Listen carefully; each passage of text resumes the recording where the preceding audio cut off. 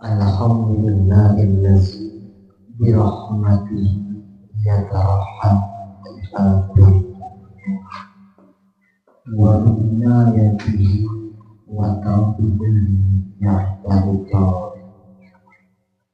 Asyhadu an la ilaha illallah wahdahu la syarika lahu wa asyhadu anna Muhammadan abduhu wa rasuluhu la ilaha rekan-rekan guru-guru yang kami hormati, alhamdulillah hari ini sebagaimana biasa kita bisa dipertemukan kembali pada kajian ini, yaitu kajian buku al yang masih membahas kita berdoa yang masuk kepada masih bab dunia, bab perairan, bab air. Kemarin kebetulan saya ada kegiatan sehingga kemarin di Ustaz apa ya membahas atau mengulangi yang kemarin itu kita mengkaji mengenai hadis tentang nomor 9, 10, dan 11 yang mana isinya tentang bagaimana hukum mandi junub bekas air junub juga, gitu kan? Dimana di hadis pertama, jadi kita sedikit mengulang. Dimana hadis pertama menjelaskan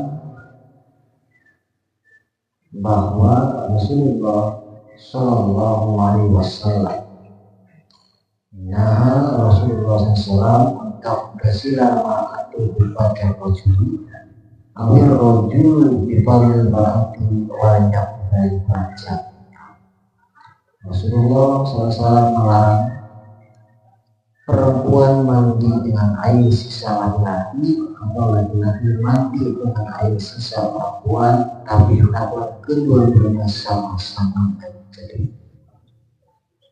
Kalau merujuk kepada hadis yang nomor 9 saja, maka ini menjelaskan tidak terikat dengan mandi khusus, tapi mandi apapun, baik itu mandi urfi, mandi biasa, atau mandi janabah.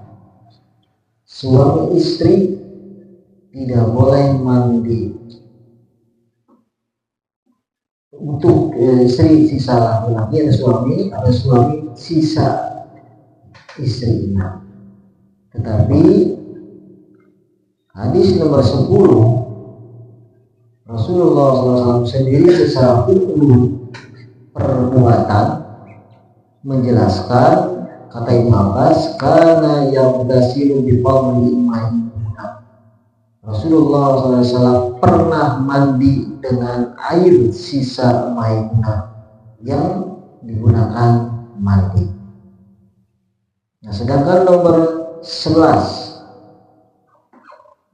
irtasala ba'du azwajin Nabi SAW fi jannatin faja'ya berdasiru minha faqala inni kuntu junuban faqala innal ma'a la yujnub. Nah, di hadis nomor 11 justru dijelaskan bahwa Nabi sendiri pun secara fi'ul perbuatan beliau mandi sisa Maimunah yang digunakan untuk mandi junub. Maka waktu itu sebagian istri mengatakan, sesungguhnya aku itu junub. Kata Nabi, innal ma'a la yujnib, sesungguhnya air itu tidak menjadikan junub. Maka dari 9, 10, dan 11 bisa disimpulkan bahwa apabila suami istri junub mandi bareng, kalau hadis pertama jangan istri mandi sisa suami atau suami mandi sisa istri. Tapi yang talibah lebih baik bareng menceduk agar tidak ada sisa. Tapi 10 dan 11 Nabi sendiri secara fi'lu menunjukkan mandi pada bekas istrinya. Maka kesimpulannya sebenarnya kalau hari tanzil hanya untuk kebersihan saja. Ya boleh suami istri mandi bareng dengan air yang sama. Mau istri dulu mandi lalu ada sisa dipakai oleh suaminya, atau suami mandi dulu lalu dipakai oleh istrinya, itu tidak masalah. Kenapa? Karena Nabi sendiri ketika prakteknya pernah mandi dengan sisa air bekas milik Maimunah. Cuma kenapa hadis nomor 11 ada larangan? Berarti larangan di sini bukan menunjukkan ditahrim, bukan menunjukkan haram. Karena secara fi'il Nabi sendiri justru mandi dulu sisa Maimunah. Jadi boleh hanya untuk kebersihan saja, kehati-hatian saja, itu ya.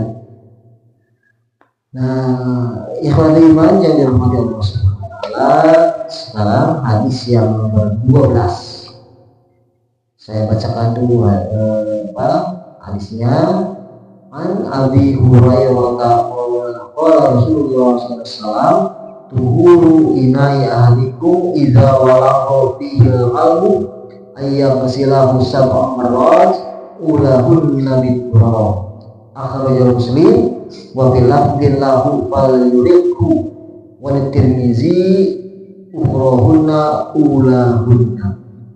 Artinya dari Abu Hurairah yang berkata, telah bersabda Rasulullah SAW, bersihnya bejana seseorang daripada kamu apabila airnya dipilah oleh hati, ialah bahwa ia cuci dia 7 kali, yang pertama dicampur dengan tanah. Dikeluarkan oleh Muslim, dan pada satu lafaz baginya hendaklah ia buang dia, dan bagi Imam Tirmidzi yang akhirnya atau yang awalnya dicampur tanah. Hadis ini sering dijadikan dalil tentang kenajisan air liur anjing. Satu-satunya dalil yang dijadikan bahwa air liur anjing itu najis. Nanti kita bahas sejauh mana pemahaman mereka sehingga menetapkan ini air liur anjing itu najis. Nah, hadis ini diriwayatkan oleh Imam Muslim. Nah, tinggal secara tahrij menurut Imam Al-Bukhari hadis ini riwayat Imam Muslim, berarti jelas hadis ini sahih. Nah, tinggal kita apakah ada riwayat lain selain Imam Muslim yang meriwayatkan hadis ini. Di Imam Muslim saja ada ditemukan 2 hadis dari bab yang sama. Imam Muslim itu mau bikin bab babu hukmi wulubil qalbi, bab hukum wulubil qalbi, jilatan anjing. Hadis yang pertama yaitu menerangkan tuhuru inal ahlikum idza walaqu bil qalbu ayat silahu sab'arot ulahunna bit-turab. Itu yang pertama. Masih di Imam Muslim, masih pada bab yang itu, beda redaksi. Kata-kata seperti ini, idza syaribah al-qalbu fi inai ahlikum falyaghsilhu sab'a marrat. Apabila kalau di atas tadi tuhuru inai ahlikum idza walaqo, ini harus digarisbawahi walaqo. Tapi di hadis yang kedua idza syariba, apabila anjing itu minum pada bejana salah seorang dari kalian, falyaghsilhu sab'a marrat, maka cucilah 7 kali. Kira-kira ini nanti dibahas. Yang kedua, lalu di Imam Ahmad juga ada ditemukan di Imam Ahmad dengan kata-kata hafiz sama. Lalu di Musannaf Ibnu Abi Syaibah ada juga. Selanjutnya ada di As-Sunanul Kubra Imam An-Nasai, idza walagha qalbu fi inai ahadikum falyagsilhu bi sab'a marrat. Lalu ada Al-Mu'jamul Kabir Imam At-Tabrani sama hadisnya. Lalu Sunan Ad-Darqutni, lalu ada Sahih Ibnu Hibban, lalu ada Sahih Ibnu Huzaimah, ada lagi As-Sunan Kubra Al-Baihaqi, lalu ada Al-Mustadrak Al-Sahihain Al-Hakim, dan yang terakhir ada Sunan Abu Dawud. Semuanya hampir sama redaksinya dan semuanya bersumber dari sahabat yang sama, yaitu Abu Hurairah. Nah, ini secara sanad tidak ada masalah karena ini hanya sahih. Yang kedua, secara tahrif bukan hanya Imam Muslim saja, ternyata secara Bukhari banyak Ibnu Zaimah, Al-Qurtubi, Al-Baihaqi, Al-Hakim, Abu Dawud meriwayatkan juga. Nah, sekarang secara tahrif, secara penjelasan matan, ya, secara penjelasan matan seperti apa? Sebagaimana tadi di awal, apabila bahasanya coba perhatikan, iza walau firhabu fi inai, apabila anjing menjilat, walau itu diartikan menjilat pada apa? Pada bejana. Maka kata Nabi cuci 7 kali. Yang pertama dicampur dengan debu atau tanah. Kira-kira pertanyaannya, kalau saya udah redaksi contohin, iza walau fi saubi ahadikum, misalkan jika anjing menjilat pada baju kalian, sama nggak? Harus dicuci 7 kali. Coba perhatikan kata-katanya ini. Makanya Nabi mengatakan idza walau fi inai, apabila anjing menjilat pada satu bejana. Bejana itu kan wadah. Sekarang saya ubah redaksinya. Kalau anjing menjilat pada bejana, perintah Nabi cuci 7 kali, salah satunya dengan tangan. Sekarang kalau anjing menjilat pada baju kalian, kumaha praktekna? Sami mau 7 kali. Apa yang membedakannya? Bukan bejana, gitu ya. Coba lihat di hadis Muslim tadi ada kata syaribah, minum. Nah gitu kan, ada kata minum. Nah ternyata secara nanti istimbatnya bisa kita kemukakan. Kata walago itu artinya minum dengan cara menjilat. Karena ada 3 dalam bahasa Arab. Ada walago, ada laiho, ada lahisa. Gitu kan? Makanya misalkan ada seorang pemilik anjing, akrab, dekat dengan anjing, sampai anjing itu kan dipeluk, ngeletakkan gitu, ngeletakkan wajahnya, kadang gitu anjing banyak. Itu bukan walago, itu lahisa.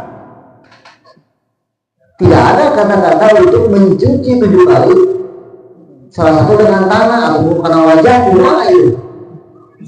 Cuci muka 7 kali, terakhir tangan gitu kan? Karena kan bahasanya dijilat anjing. Karena walago itu dia terjemahkan menjilat. Makanya kata Nabi fi inai ahadikum berarti diperintah untuk mencuci fi inai ahadikum berarti satu wadah yang di sana walago, anjing itu minum dengan cara menjilat, disebutnya walago, gitu kan? Jadi kalau ada bahasanya laiho atau laisa, disebutnya sekedar hanya menjilat. Itu bahasa dulu. Ada kalau nanti bagaimana dengan kenapa ada yang makan najis, nah itu nanti dijelaskan.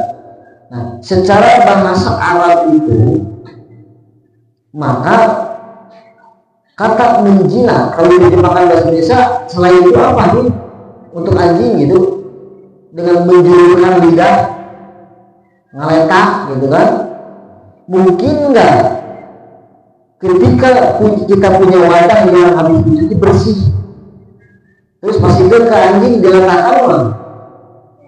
Anjing yang mikir dia ngeletakkan apa dan apa. Pasti kenapa dia menjilat, ada sesuatu yang dijilatinya gitu, mau air atau sesuatu yang basah nempel pada wadah tersebut, sisa makanan atau apapun, maka itu walago.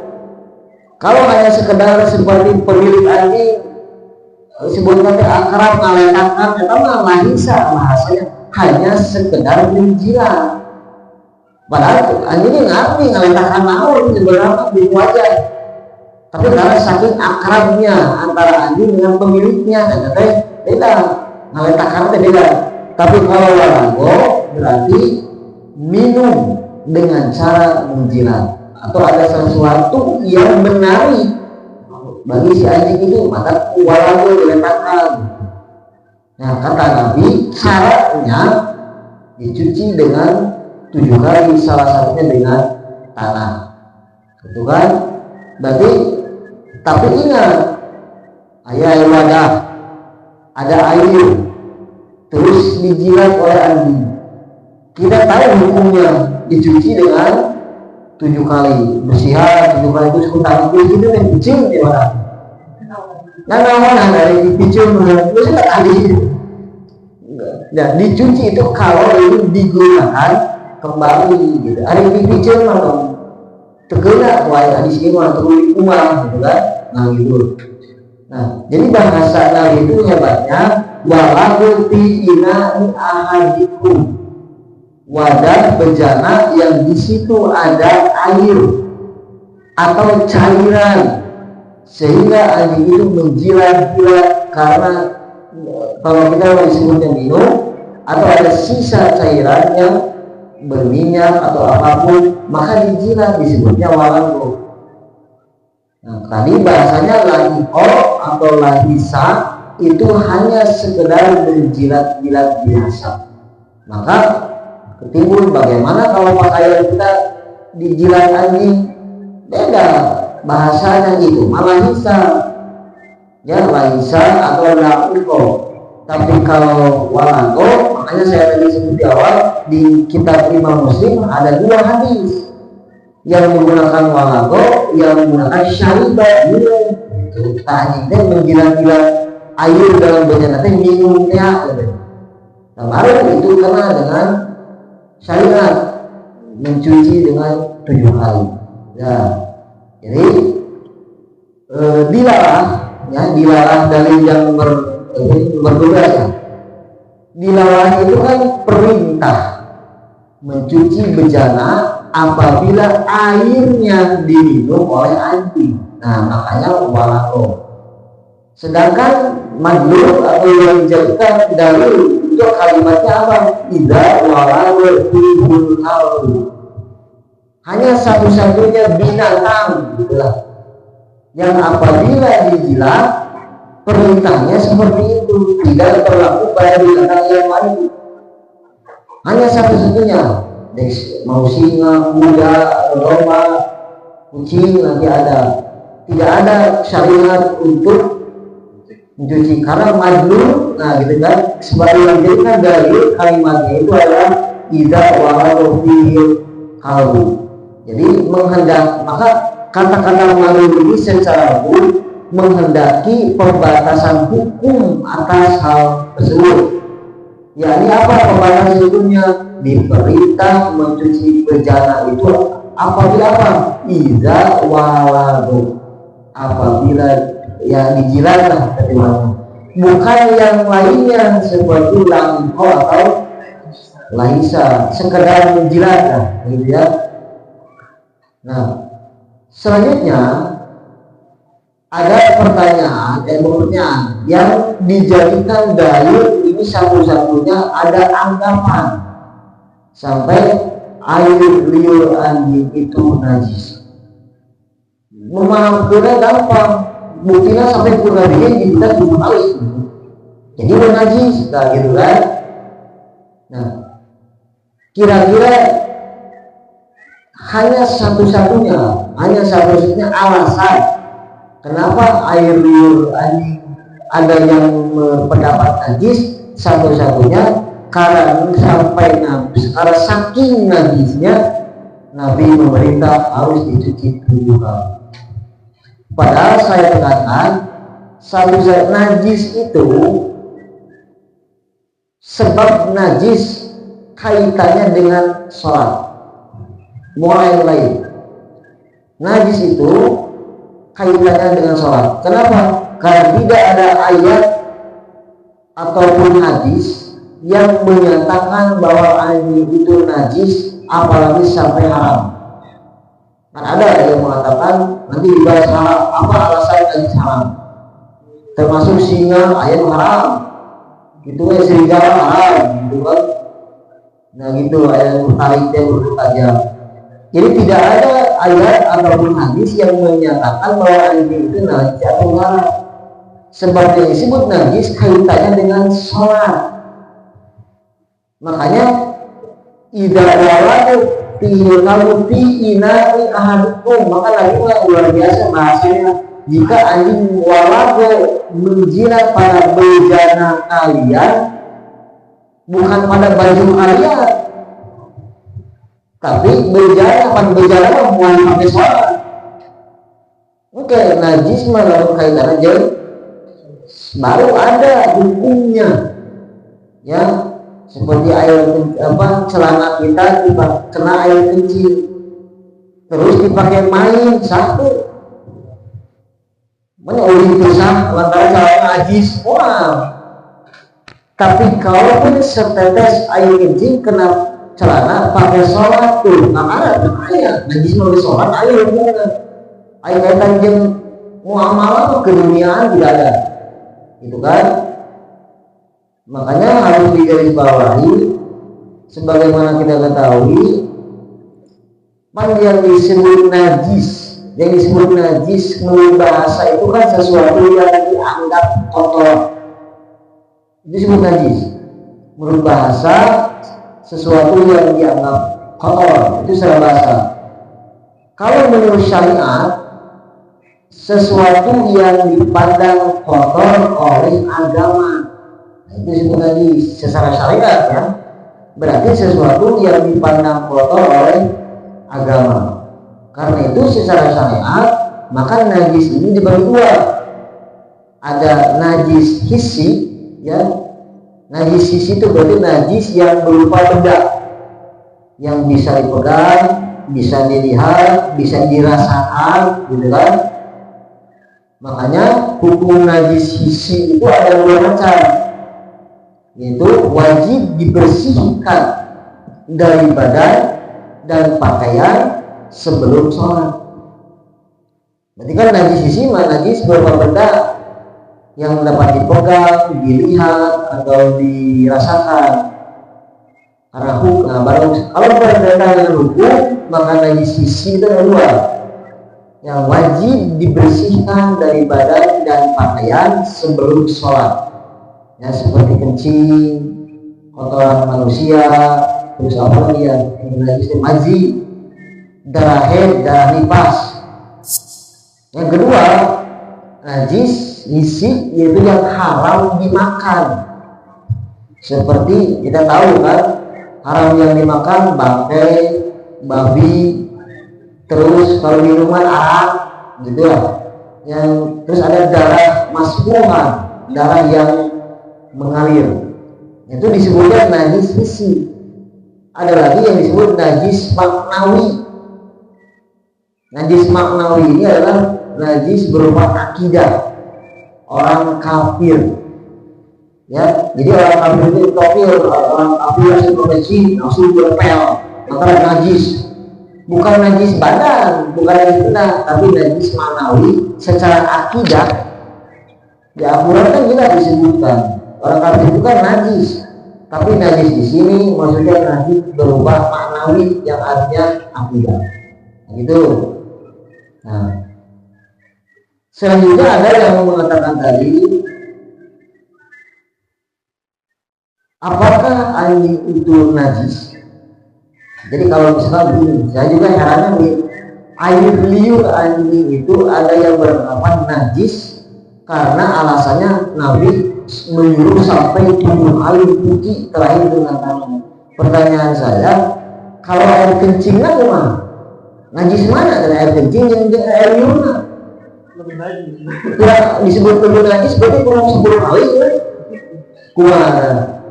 Nah itu ada air liurnya dikatakan najis sampai nanti ada kriteria najis dibagi-bagi. Najis mughalladh berat, najis mutawasito, najis ringan, ada najis mukhaffafah, najis mutawasito pertengahan, sampai najis mukhaffafah, najis yang ringan. Nah gitu ya. Nah sebenarnya ada yang beranggapan anjing itu najis, ada yang mengatakan juga sampai haram. Ya. Nah, padahal dikatakan di awal tadi tidak ada satupun ayat dan hadis yang menyatakan bahwa anjing itu haram ataupun najis. Sebab najis pasti kaitannya dengan sholat, sedangkan haram kaitannya dengan makanan, ari haram gitu kan. Nah,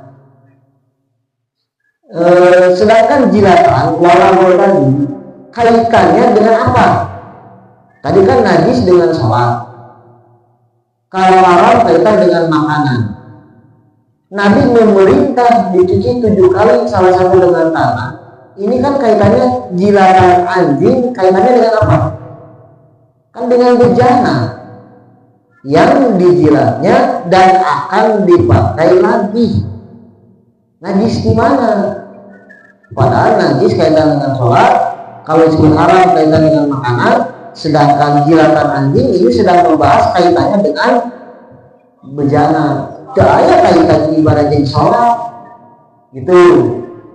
Nah makanya ketika ada kata-kata tidak walago kami di hariku pada silbus samaan, berarti kita diperintah menggunakan tanah dan air untuk mencuci bejana yang dijilat anjing. Awas, kalau berlaku tadinya anjing sampai haram, kenapa tidak berlaku kepada babi? Sarwa haram. So, kan kudu adil. Anjing itu najis karena jilatannya tidak kaitan dengan sholat. Terus lamun haram, najis terus haram, harus dicuci 7 kali. Kenapa tidak berlaku kepada untuk babi? Padahal babi pun sama haram. Kira-kira babi pun sama kan? Ketika misalnya di bejana ada air, dia pun bisa minum dengan cara seperti anjing gitu, dijilat atau dengan lainnya. Apakah hukumnya sama tidak? Ketika bejana dijilat oleh anjing, apakah harus dicuci 7 kali?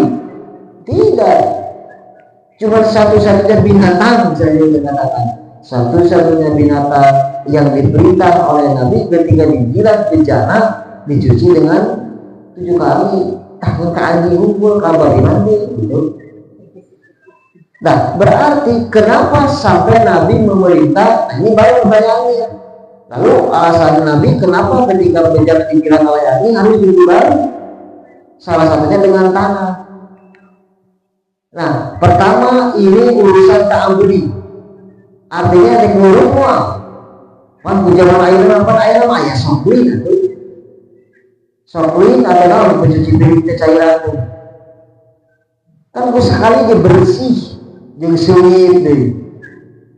Kenapa harus 7 kali air dan sampai dengan tanah? Inilah yang disebut dengan ta'abudi, nurung mual.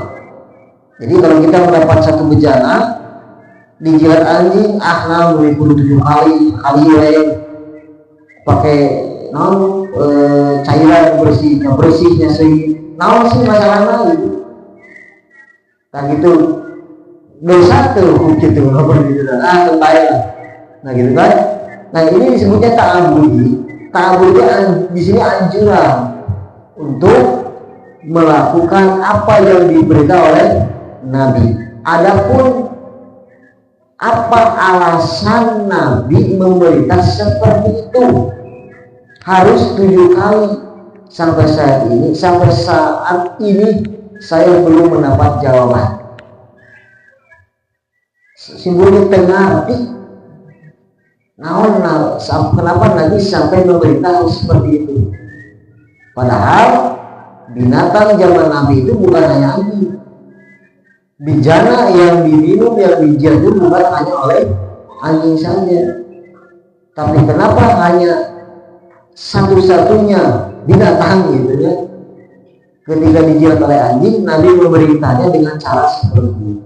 Nah, alasannya sampai saya pun belum ditemukan. Saya belum menemukan dari bukan kita mana para ulama yang menjelaskan alasannya seperti apa. Nah, mungkin sebagian orang yang menyatakan kenajisan air liur anjing dengan alasan karena Nabi menyuruh sampai mencuci seperti itu, padahal tidak ada dalil ataupun ayat yang menyatakan kenajisan anjing, gitu kan? Jadi kalau kita mengatakan haram, berarti kan kaitan dengan makanan. Kira-kira di dalam Al-Quran surat apa, ayat berapa yang menjelaskan tentang makanan yang diharamkan? Nah, surat Al-An'am ayat 145 kan dijelaskan. A'udzubillahi minasyaitonirrajim. Qul la ajidu fi ma uhiya ilayya muharraman ala ta'ami yat'amuhu illa yakuna maitan daman masfuhan lahmal khinzir fa'inahu rijsun. Tidaklah aku peroleh dalam wahyu yang diwahyukan kepadaku sesuatu yang diharamkan bagi orang yang hendak memakannya, kecuali kalau makanan itu bangkai darah yang mengalir dan daging babi, karena semua itu rijsun, kotor. Ya, kotor tadi dijelaskan. Dan yang terakhir uhilla li ghairillah, dan binatang yang disembelih atas nama selain Allah. Nah, ini jangan misalnya pahami ya, seolah dengan mengucapkan bismillah, muncul bismillah jadi haram. Ulah yang berayat babi bismillah halal. Ulah karena wa ma uhilla bi ghairihi, artinya kalian menyembelih untuk acara apa? Diniatkan untuk acara apa? Jadi asalnya uhilla, maka ada ihlal, ihram. Uhilla bihi, uhilla ini apa? Asalnya ngejerok. Dulu orang Quraisy itu, orang musyrik itu ketika menyembelih atas nama Lata dan Uzza, beliau ngejerok. Uhilla Lata Uzza.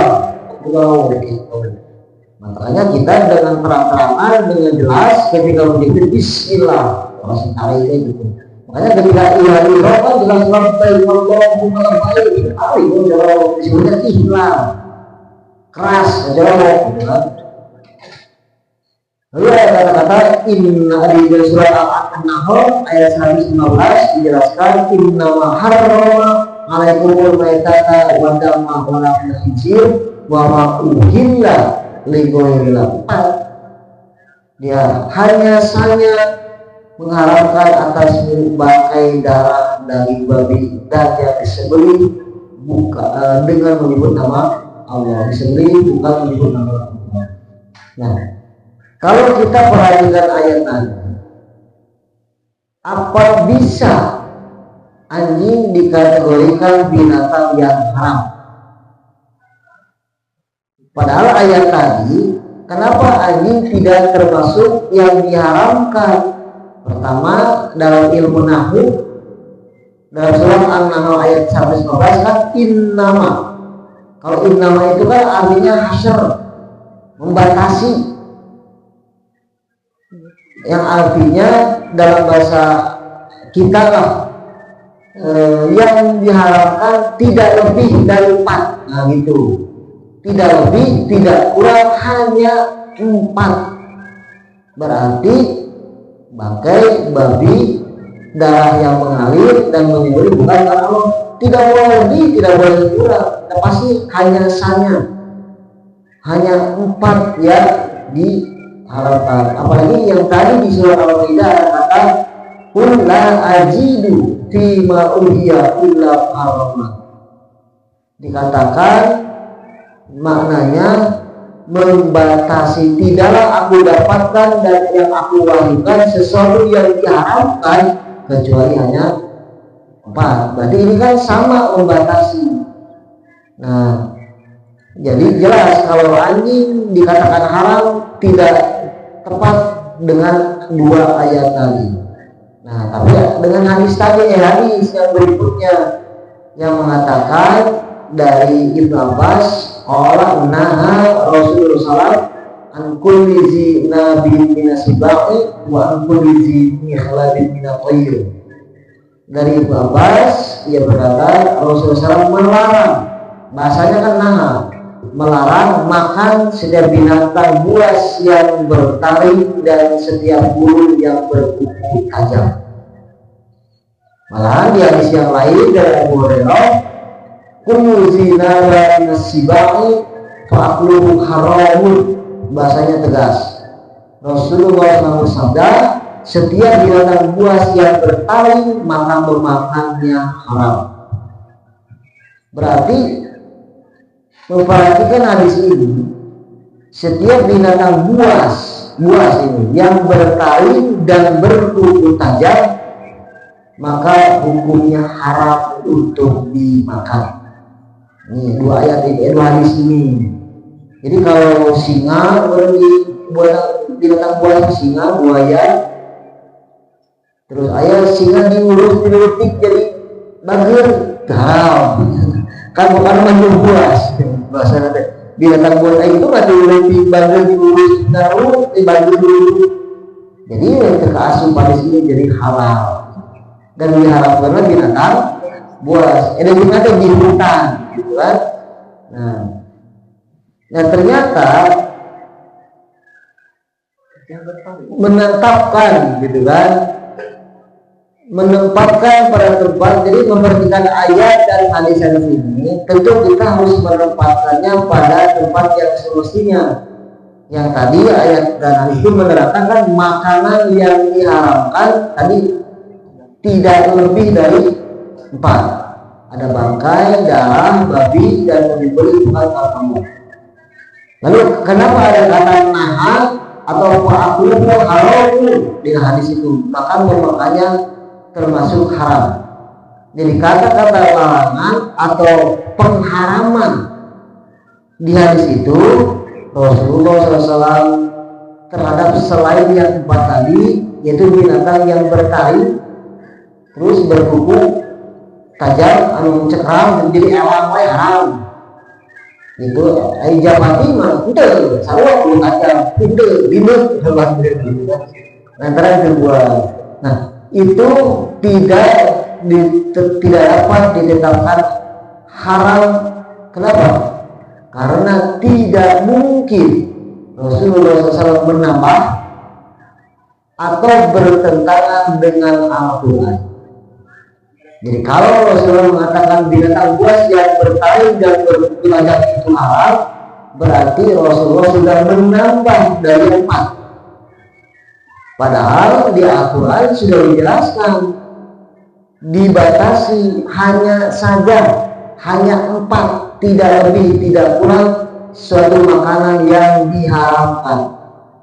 Bangkai babi, darah yang mengalir dan menyembelih bukan karena Allah. Bagi selain itu hukumnya pasti halal. Berada ringan, berada paling makruh, kan? Makruh deh di dalam artian sesuatu yang tidak disukai.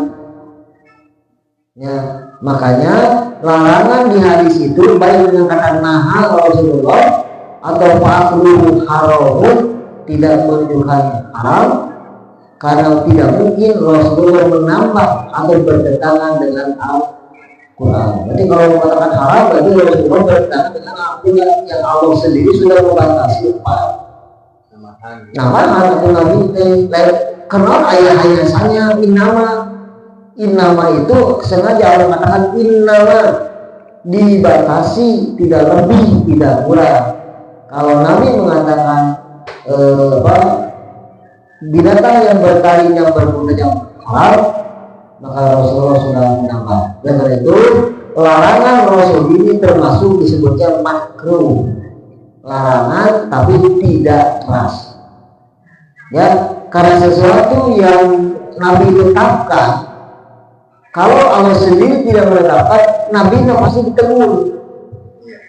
Dulu, ya kan dulu Nabi itu pernah masalah madu, bersumpah tidak akan lagi minum madu karena kecemburuan salah satu istri Aisyah, kalau tidak salah ya. Aisyah sederhana, tapi ada salah satu istri Nabi yang berkecemburuan lah. Ayo itu mah ayo harus dibuang madu, ayo balik Aisyah ulurnya tahun sudah. Nah Aisyah kan cemburu, ada di desanya menyediakan apa-apa, tidak bisa membahagiakan apa saja gitu kan. Akhirnya Nabi bernada tidak akan lagi minum madu. Maka seketika itu turun Al-Quran, ya Tuhan Nabi la tuharrimu ma ahalallah. Wahai Nabi, jangan engkau mengharamkan sesuatu yang telah Allah halalkan. Bahaya, oke diturunkan umatnya. Namun Nabi itu jadi hal umatnya benar, saudara. Itu kan akhirnya langsung ditegur oleh Nabi pun pernah berbuat salah mah, bukan yang tahu salah sih orang, ayo orang bersepuh dosa gede. Nabi kan berbuat dosa besar, wah. Lah Nabi makanya berpira mata dan mati dan ini tidak. Nabi itu diampuni dosanya yang lalu yang akan datang. Antara Allah apa dah dosanya Nabi mau gede. Tidak abasa wa tawala kan, Nabi hanya berpaling ketika Nabi berdakwah mengikat pembesar kan bawahan malahu. Lamun pembesaran disebut apa yang kurang, gampang bawahan lalu itu imadatan yang kolon laki-lakinya buta cuman ganggu gitu. Iya kesibuk gitu kan. Membahasa ulama itu keren yang harapan gede. Ima datang saulang, awal apa gitu kan gitu. Orang buta yang orang ditegur, dan kan itu bukan kesalahan yang membuat dosa, bukan. Nah, ima gesbuku jalan teh hayo untuk ilmu, gesbuku hayo mencari ilmu, masuk Islam gitu kan. Ima discampurku hayo diurus. Gitu iya gesbuku mereka urus. Akhirnya kan bagaimana? Ilmu dimaklumkan betul langsung diangkat sebagai muadzin, itu sebagai adzan subuh. Nah, beda dengan kalau bila adzan awal, perbedaannya seperti itu. Nah jadi kesalahan Nabi itu, nah Nabi juga tahu dengan kata-kata menggunakan naat atau al-ghur, sahabat juga paham bukan artinya haram. Tapi kalian memakan binatang yang buas, yang bertaring dan berbulu tajam, itu menunjukkan larangan tidak keras. Kalau dalam bahasa umum disebutnya makruh, gitu kan? Karena Nabi juga tahu tidak mungkin menambah sesuatu yang sudah dibatasi oleh Allah yang tepat tentang makanan yang haram. Lalu lahirnya hadis ini, tahu para sahabat juga memahami bahwa itu menunjukkan bukan yang halal tapi bukan makruh, larangan tidak keras. Nah jadi kesimpulannya yang disiapkan petugas bahwa mencuci bejana wadah yang ada air dari jilatan anjing dengan 7 kali, salah satunya dengan tangan, itu adalah ta'abudi, suatu ibadah yang kita lakukan. Untuk lobanannya ber-7 kali. Jadi 7 kali itu bahula jangan Nabi. Ayo nama. Ayo nama ayah alat cairan pembersihnya suruh itu kubur sekali itu. Nama jebol teh pikiran. Tapi orang nurut ketika ada bencana dijilat anjing dengan cara seperti itu. Saya ada nanti praktekkan kamu maknanya tak begitu disebut ta'abudi. Adapun apa alasannya hingga saat ini pun saya pribadi belum tidak tahu mengapa Nabi sampai memerintah dengan seperti itu. Gitu ya hadis yang ke-12, bahwa kalau kita lihat ya, kalau kita lihat keterangan Bulughul Maram dari Hasan, beliau menjelaskannya hampir sama, yaitu bahwa Rasulullah SAW mengatakan menggunakan kata walago, artinya menjilat air, yakni minum dengan menjilat. Seperti ada binatang lain, kucing pun sama, tapi atau harimau kan sama ya, minum dengan menjilat serigala atau yang sebangsanya.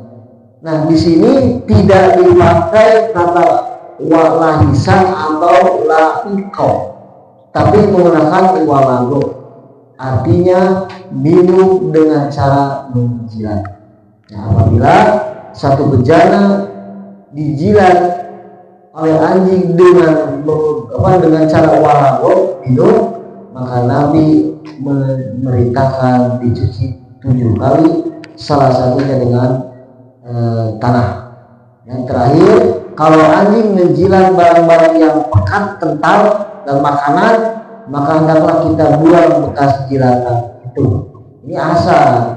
Jadi bukan dicuci, tapi makanannya yang dijilat oleh anjing maka dibuang. Pan di barat mah sekali orang itu kayak sekali datang kita makan kumanda caya di hukum nama siling aleta gitu kan, emang hukumnya tidak masalah ya, karena anjing itu air liurnya tidak sampai najis.